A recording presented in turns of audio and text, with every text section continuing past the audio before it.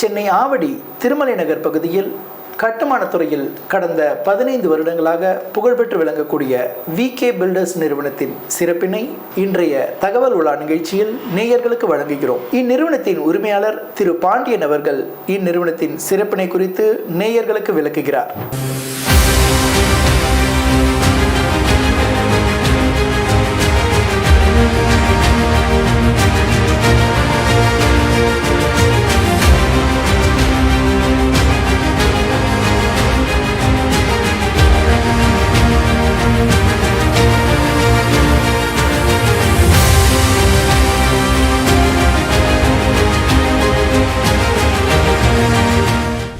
வணக்கம் சார். வணக்கம் சார். இந்த நிறுவனத்தை நீங்கள் எப்படி ஸ்டார்ட் பண்ணீங்க? இந்த ஃபீல்டுக்குள்ளே வர்றதுக்கு என்ன ஒரு ஸ்பார்க்கு?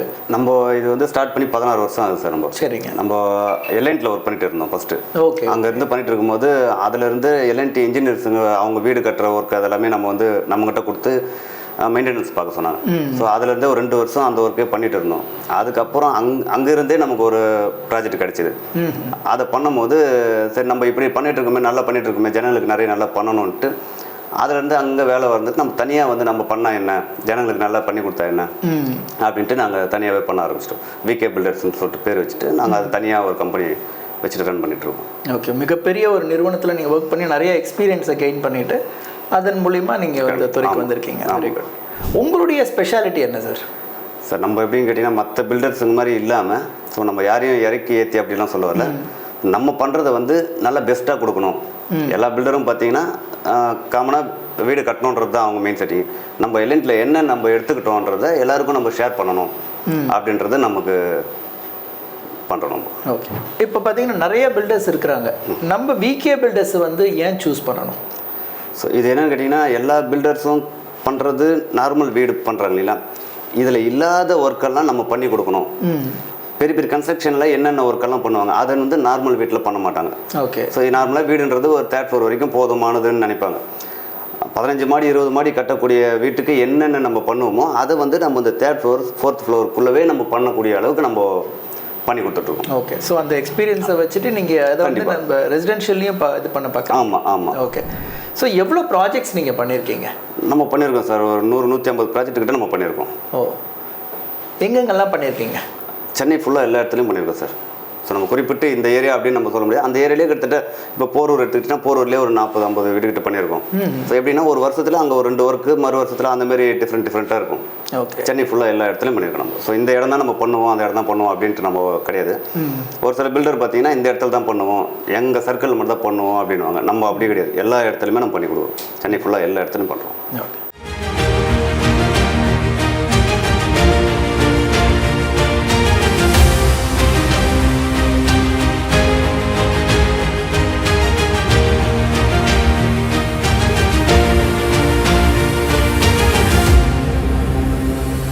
இப்போ ஒரு வீடு கட்டணும் அப்படின்னா முதல்ல அவங்க என்னென்னலாம் பார்க்கணும், எந்த இடத்துல தப்பு பண்ணுறாங்கன்னு நினைக்கிறீங்க சார்? இப்போ அவங்க ஜனங்க பார்த்தீங்கன்னா வீடு கட்டணும் அப்படின்னும் போது அவங்க பில்டரை சூஸ் பண்ணுறது நல்லா கவனிக்கணும். அவங்க அந்த இடத்துல பண்ணியிருக்காங்களா, அவங்க எப்படி ப்ராஜெக்ட் பண்ணியிருக்காங்கன்றதை பார்க்கணும். அவங்க என்ன சொல்கிறாங்க, அந்த கிளைண்ட் என்ன சொல்கிறாங்கன்றதை பார்க்கணும். அதுக்கப்புறம் அவங்க ஃபவுண்டேஷன்லேருந்தே அவங்க அதை வாட்ச் பண்ணணும். நிறைய பேர் பண்ணுற தப்பு என்ன கேட்டிங்கன்னா அவங்கக்கிட்ட வேலையை கொடுத்துட்டு இவங்க ஃப்ரீ ஆகிடுறாங்க. ஒரு பில்டர்கிட்ட கொடுத்துட்டோம்னா நமக்கு எந்த பிரச்சனையும் கிடையாது அப்படின்னு நினச்சிட்டு ஒதுங்கிடுறாங்க. ஓகே. ஃபாலோ பண்ணணும். ஸோ அடிக்கடி ஒரு வீடியோ எடுத்து பார்க்க சொல்லணும், அதை 4 பேர்கிட்ட ஷேர் பண்ணணும். இவங்க அடிக்கடிக்கு போய் பார்க்கணும். இல்லையா நம்ம ப்ராஜெக்ட் பண்ண பில்டருங்கிட்ட இருக்கிற வீடியோஸை பார்க்கணும். ஸோ அதில் தெரிஞ்சிடும் இவங்களுக்கு என்னென்ன ஒர்க் அது எப்படி பண்ணுறாங்கன்றது.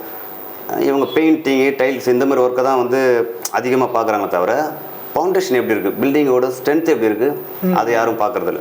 அதை பார்க்கணும் முதல்ல. ஓகே. ஸோ உங்களோட கிளைண்ட்ஸுக்கு எந்த மாதிரியான நீங்கள் சப்போர்ட் கொடுக்குறீங்க இந்த மாதிரி விஷயத்தை? இப்போ உங்கள் கிளைண்ட்டே பார்க்கும்போது நீங்கள் கட்டும்போது எப்படி அவங்கக்கிட்ட இனிஷியேட் பண்ணிகிட்டு இருக்கீங்க?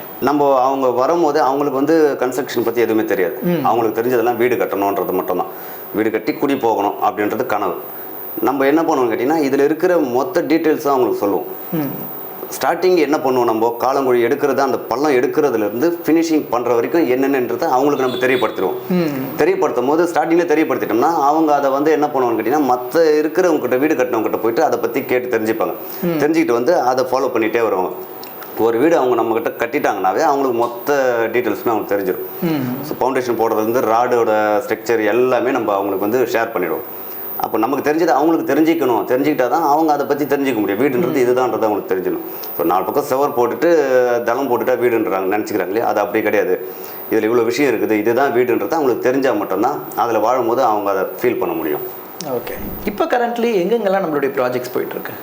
இப்போது நமக்கு வந்து பார்த்திங்கன்னா போரூர் சைட்டு, குடுவஞ்சேரி, மறைமலை நகர், ஆவடி, அம்பத்தூர், ஸோ இந்த சர்க்கிளில் நமக்கு போயிட்டுருக்கு சார். இப்போ சாதாரணமாக வந்து ஒரு கிளைண்ட் வர்றாங்கன்னா ஃபஸ்ட்டு அவங்களுடைய கேள்வி வந்து என்ன ரேட் அப்படின்னு தான் கேட்பாங்க. கண்டிப்பாக. நம்மளுடைய ரேட் என்ன, அந்த மாதிரி கேட்குறவங்களுக்கு நீங்கள் எப்படியெல்லாம் அவங்களை அப்ரோச் பண்ணிகிட்ருக்கீங்க சார்? இப்போது ரேட்டுன்னு பார்த்தீங்கன்னா அவங்க நம்ம ஒரு பில்டர் வைக்கிற ரேட்டுக்கும் மெட்டீரியலுக்கும் நிறைய டிஃப்ரெண்ட் இருக்கும். ஸோ இப்போது ஆவரேஜ் பார்த்தீங்கன்னா நான் அவங்க மார்க்கெட் ரேட்டு சொல்கிறேன் வச்சுக்கலாம். ஒரு 2500 ரூபா ரேட்டு வைக்கிறாங்க அப்படின்னா அந்த ரேட்டுக்கு என்ன மெட்டீரியல் போடுறாங்கன்றது நமக்கு தெரிஞ்சுக்கணும். அது வந்து கிளைண்ட் தெரிஞ்சுக்கணும். ஓகே. இன்னொரு பில்டர் பார்த்தீங்கன்னா 2200 சொல்லுவாங்க, 1800 கூட சொல்லுவாங்க. அந்த 1800 ரூபாய்க்கு என்ன மெட்டீரியல் போடுறாங்க, குவாலிட்டி எப்படி இருக்குன்றதை நம்ம பார்க்கணும். அவங்க 1600 ரூபாய்க்கு பண்ணி கொடுக்குறாங்களே அப்படின்னு நம்ம நினைக்கிறோம். ஆனால் அந்த 1600 ரூபாய்க்கு என்ன தரம் இருக்குது அந்த மெட்டீரியல்ன்றதை நம்ம கவனிக்கணும். 2600 700லாம் செய்கிறாங்க. ஸோ நம்ம அப்படி பண்ணுறது கிடையாது. நமக்கு வந்து ப்ராஜெக்ட் நல்லா பண்ணணும், நம்ம கிளைண்ட்டுக்கு நல்ல வீடு கட்டி கொடுக்கணும், தரமாக இருக்கணும், அது நம்ம வீடு மாரி நம்ம பண்ணணுன்றதுக்காக தான் நம்ம 2200 ரூபா ஸ்கொயர் ஃபீட் பண்ணுறோம். ஸோ இதில் நமக்கு பெரிய ப்ராஃபிட் வேணாம், கஸ்டமருக்கு நல்லா பண்ணி கொடுக்கணும் அப்படின்றது தான் நம்மளோட எண்ணம். நம்ம கற்றுக்கிட்டதை நம்ம தெரிஞ்சுக்கிட்டதை நம்ம எல்லாருக்கும் ஷேர் பண்ணிக்கணும் அப்படின்றது நமக்கு. ஸோ அதிகமாக ரேட்டு வச்சோம்னா ஒரு ப்ராஜெக்ட் 2 ப்ராஜெக்ட்டு பண்ணலாம். ப்ராஃபிட் கம்மியாக இருந்ததுன்னா 10-20 ப்ராஜெக்ட் பண்ணலாம். ஸோ அந்த மாதிரி ஒரு கம்மியான ரேட்டுன்னு இல்லாமல் ஒரு மீடியம் ரேட்டில் நீங்கள் நிறைய ப்ராஜெக்ட்ஸ் பண்ணிட்டுருக்கீங்க. இப்போ இந்த 2200 ரூபா அப்படின்ற கன்ஸ்ட்ரக்ஷன் காஸ்ட்டில் என்னென்னலாம் இன்க்ளூட் ஆகும் சார்? இதில் நீங்கள் அப்படி பார்த்தீங்கன்னா என்னென்ன இன்க்ளூட் ஆகாது அப்படின்னு தான் நம்ம பார்க்கணும். ஏன்னு கேட்டிங்கன்னா A to Z எல்லாமே நாங்கள் அதுக்குள்ளேயே பண்ணி கொடுத்துட்றோம். பூஜை போடுறதுலேருந்து நமக்கு கிரகப்பிரவேசம் பண்ணி சாவி ஹேண்ட் ஓவர் பண்ணுற வரைக்கும் நம்ம பண்ணி கொடுத்துறோம். ஸோ இதில் என்னென்ன அதில் ஆட் ஆகாதுன்னு கேட்டிங்கன்னா EB connection, borewell, compound work. So இது 3 மட்டும்தான் அதுக்குள்ளே வராது, தனியாக வரும்.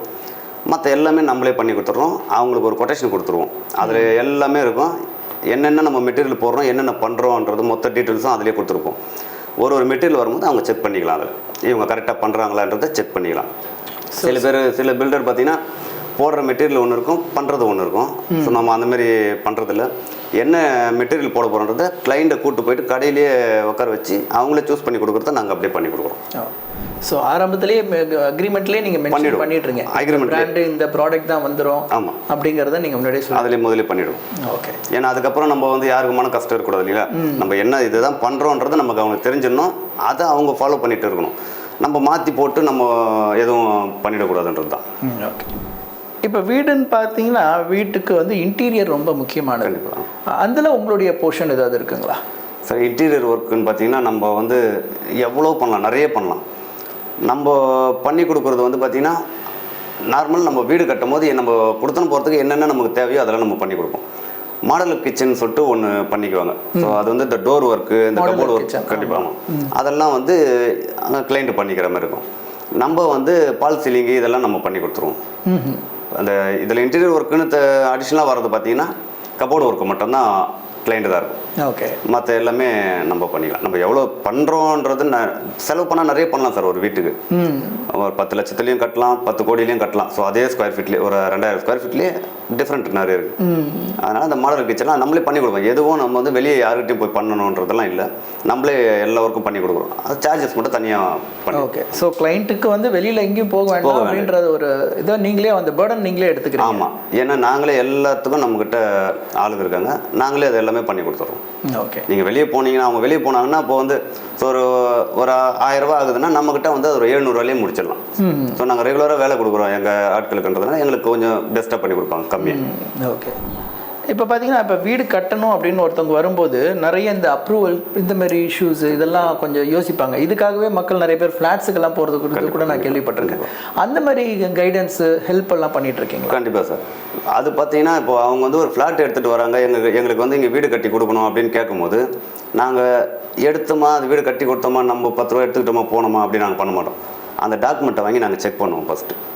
அது என்ன பேரில் இருக்குது, யார் பேரில் இருக்குது, அது டாக்குமெண்ட் கரெக்டாக இருக்கா, பக்கத்தில் இடம் எதனா மிஸ் ஆகிருக்கா, நாங்கள் அளந்து எங்களுக்கு அது சாட்டிஸ்ஃபேக்ஷன் ஆனால் மட்டும்தான் அதை மார்க்கிங்கே பண்ணுவோம். சப்போஸ் அதில் எதனா ப்ராப்ளம் இருக்குது, பட்டா அந்த மாதிரி எதனா வாங்கலாம் கூட நாங்கள் அதை அரேஞ்ச் பண்ணி கொடுத்து அவங்களுக்கு எல்லாம் ரெடி பண்ணி கொடுத்துட்டு அதுக்கப்புறம் தான் ஸ்டார்ட் பண்ணுவோம். ஃபினிஷ் பண்ணி கொடுக்கும்போது அவங்களுக்கு அதில் சின்ன சின்ன கம்ப்ளைண்ட் அந்த இடத்துல இருந்தால் கூட நாங்கள் அதை கம்ப்ளீட் பண்ணி கொடுத்துருவோம். ஓகே, ஏன்னா அது எங்கள் வீடு மாதிரி நாங்கள் பண்ணி கொடுப்போம். ஓகே. இப்போ வந்து வீடு கட்டி முடிச்சதுக்கப்புறம் ஒரு சில பிரச்சனைகள்லாம் வரும். இதுக்கு ஏதாவது கேரண்டி ஏதாவது கொடுக்குறீங்களா? இல்லை, பிரச்சனை அப்படின்னா நம்ம செய்கிற வேலையில் ப்ராப்ளம் வராது அப்படின்னு நாங்கள் கேரண்டி கொடுப்போம். அதுவே ஒரு கேரண்டி தான். அப்படி வரும்போது இவங்க வந்து நமக்கு எப்போ வேணாலும் கால் பண்ணி நம்மளை கூப்பிடலாம், நம்ம எல்லா கம்ப்ளைண்ட்டும் அரெஸ்ட் பண்ணி கொடுப்போம். அது என்ன கம்ப்ளைண்ட்னு கேட்டிங்கன்னா, நார்மலாக இந்த டேப்பில் தண்ணி அடைச்சிக்கிச்சு, ஒயரிங்கில் லைட்டு எரியல சரியா, அந்த பல்பு ஃபீஸ் போச்சு, அந்த மாதிரி எதனா அவங்களுக்கு தெரியாது. ஸோ அதை வந்து நாங்கள் உடனே அரெஸ்ட் பண்ணி கொடுப்போம். வேலை முடிச்சுட்டு சாவி கொடுத்துட்டு அதோட போய்ட்டுறதில்ல, நாங்கள் இருந்து அதை நாங்கள் அவங்களுக்கு பண்ணி கொடுத்து தான் போவோம். எப்போ வேணாலும் கூப்பிட்டாலும் நாங்கள் பண்ணி கொடுப்போம். இப்போ ரீசெண்ட் டேஸில் பார்த்தீங்கன்னா நிறைய ஆன்கோயிங் கன்ஸ்ட்ரக்ஷன் டைம்லேயே வந்து நிறைய வீடியோஸை பார்த்துட்டு கொஞ்சம் சேஞ்சஸ் எல்லாம் எதிர்பார்க்குறாங்க மக்கள். அந்த மாதிரிலாம் இருக்கும்போது நீங்கள் அதுக்கு எப்படி அவங்கள அணுகுறீங்க? இல்லை, சேஞ்சஸ்னால் எந்த மாதிரி சேஞ்சஸ்? இப்போ இன்ஸ்டாலெலாம் ஒரு ரீல்ஸை பார்ப்பாங்க, வீடு இப்படி இருக்கணும்னுவாங்க, திடீர்னு இதை மாற்றணும்னுவாங்க, அந்த மாதிரியெல்லாம் பண்ணல. அது எப்படி எஜுகேட் பண்ணுறீங்க? அது நாங்கள் பண்ணி கொடுக்குறோம் சார். அதெல்லாம் இது எப்படின்னு கேட்டிங்கன்னா, அவங்க பிளான் போடும்போது ஒரு மாதிரி பண்ணுவாங்க, அதுக்கப்புறம் கரெக்ஷன் பண்ணுவாங்க. ஸோ நாங்கள் அதெல்லாம் வந்து அவங்களுக்கு மன கஷ்டம் வராமல் நாங்கள் எல்லாமே கரெக்ஷன் பண்ணி கொடுப்போம். ஏன்னா நாங்கள் இருக்கிறதா இருந்தால் பரவாயில்ல, நாங்கள் எப்படின்னா கட்டிடலாம். அவங்க இருக்க போகிறாங்க, ஸோ அவங்க வாழ போகிற வீடு, அதை அவங்க விருப்பம் போல் கட்டி கொடுக்கணும். அதனால் அதெல்லாம் நாங்கள் கரெக்ஷன் பண்ணி கொடுத்துருவோம். உங்களுடைய எதிர்கால திட்டம் என்ன? அடுத்த 5 வருஷத்தில் என்னென்னலாம் பிளான் வச்சுருக்கீங்க? இல்லை, நம்ம திட்டம்ன்றது ஜனங்களுக்கு நிறைய நல்லது செய்யணும். ஸோ அவங்களுக்கு நம்மளால் என்ன பெஸ்ட்டாக பண்ண முடியுமோ பண்ணி கொடுக்கணும். இப்போது நான் உங்களுக்கு ஒரு விஷயம் சொன்னேன், மாடல் கிச்சன் வந்து நாங்கள் பண்ண மாட்டோம், அது எங்களுதில் வராது, அது அடிஷ்னல். ஸோ இதெல்லாம் நாங்கள் பண்ணி கொடுக்குற அளவுக்கு எங்களுக்கு ப்ராஜெக்ட் அதிகமாக இருக்கும்போது நாங்கள் இதெல்லாம் ஜனங்களுக்கு ஃப்ரீயாக பண்ணி கொடுக்கணும், இன்னும் நிறைய பண்ணணும் அப்படின்றது எங்களோட நோக்கம் சார். இப்போ உங்களுடைய ப்ராஜெக்ட்ஸ் வந்து பார்த்தீங்கன்னா இப்போ ஒரு 5-6 இடத்துல போயிட்டுருக்குன்னு சொன்னீங்க. உங்களால் எவ்வளோ ப்ராஜெக்ட்ஸ் பண்ண முடியும் சார்? நம்ம இவ்வளோ தான் பண்ண முடியும் அப்படின்ட்டு நமக்கு வட்டம் அதெல்லாம் எதுவும் இல்லை சார். ஏன்னு கேட்டிங்கன்னா, நம்மக்கிட்ட இப்போ நாங்கள் எங்களை நம்பின்றத விட எங்கள் டீமை நம்பி தான் நாங்கள் ஒர்க் பண்ணுறோம். ஸோ எங்களுக்கு கீழே வந்து ஒரு 6-7 டீம் இருக்காங்க. ஸோ ஒரு குழு மாதிரி அவங்கள நம்பி அவங்க வந்து எனி டைம் எப்போ கூப்பிட்டாலும் நம்மக்கிட்ட ஒர்க் பண்ணுறதுக்கு வருவாங்க. நைட்டு 12 மணிக்கு கூப்பிட்டு ஒரு ப்ளம்பிங் ஃபால்ட்டுன்னா கூட வரத்துக்கு நம்மக்கிட்ட ஆளுக்கு இருக்காங்க. அந்த அளவுக்கு நம்ம வந்து நம்மக்கிட்ட ஒர்க் பண்ணுறவங்கள அந்த அளவுக்கு வச்சுருக்கோம். அப்படி இருக்கும்போது நம்ம எவ்வளோ ப்ராஜெக்டாக இருந்தாலும் நம்ம பண்ணிட்டு தான் இருக்கோம். 20 ப்ராஜெக்டாக இருந்தாலும் 30 ப்ராஜெக்டாக இருந்தாலும் நம்ம பண்ணிட்டு தான் இருக்கோம். இது என்னன்னு கேட்டிங்கன்னா, அங்கே வந்து செஞ்சுட்டு வீட்டுக்கு போகிற அந்த மாதிரி ஆட்கள் நம்ம வச்சுக்கிறது இல்லை, சைட்லேயே தங்க வச்சு தான் நம்ம ஒர்க் பண்ணுறோம். அதனால் வந்து நமக்கு சைட்டும் சேஃபாக இருக்கும், கிளைண்ட்டுக்கும் கொஞ்சம் சாட்டிஸ்ஃபேக்ஷனாக இருக்கும். ஸோ நம்ம சைட்டில் ஆட்கள் இருக்காங்க, நம்ம தைரியமாக இருக்கலாம் அப்படின்றது அவங்களுக்கு ஒரு திருப்தி இருக்கும். அதனால் வந்து எல்லாமே ஆட்கள் அங்கே தங்க வச்சு நம்ம பண்ணி கொடுத்துட்ருக்கோம். சாதாரணமாக வந்து இப்போ வீடு கட்டும்போதே எல்லா பெரும்பாலான ஒரு குறைன்னு சொல்ல போனால் கரெக்ட் டைமுக்கு முடிக்கிறது இல்லை அப்படின்றது ஒரு பரவலான பேச்சு.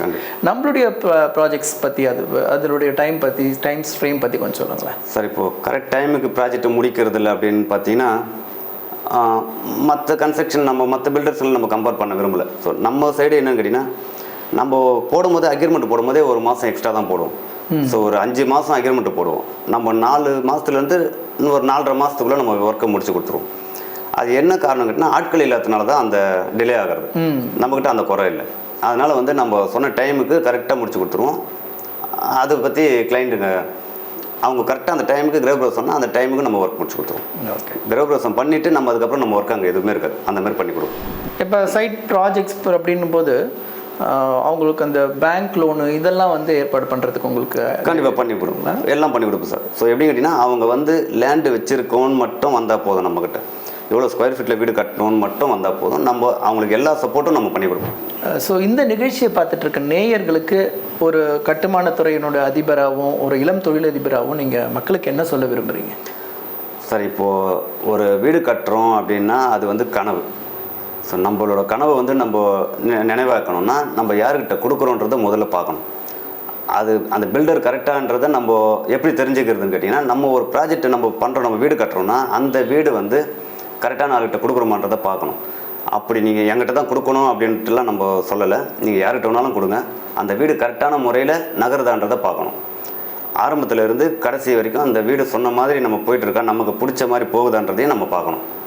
இல்லை அப்படி எதனா அவங்களுக்கு போகலை, அதில் ஏதோ சின்ன டவுட் இருக்குன்னா என்னை எப்போ வேணாலும் கான்டாக்ட் பண்ணலாம். அவங்களுக்கான நான் சின்ன சின்ன ஆலோசனையை நான் கொடுப்பேன். ஸோ இவ்வளோ நேரம் வந்து உங்களுடைய துறையை பற்றியும் உங்களுடைய எக்ஸ்பீரியன்ஸை பற்றியும் எங்ககிட்ட ஷேர் பண்ணிக்கிட்டதுக்கு ரொம்ப நன்றி. வணக்கம். தேங்க்யூ.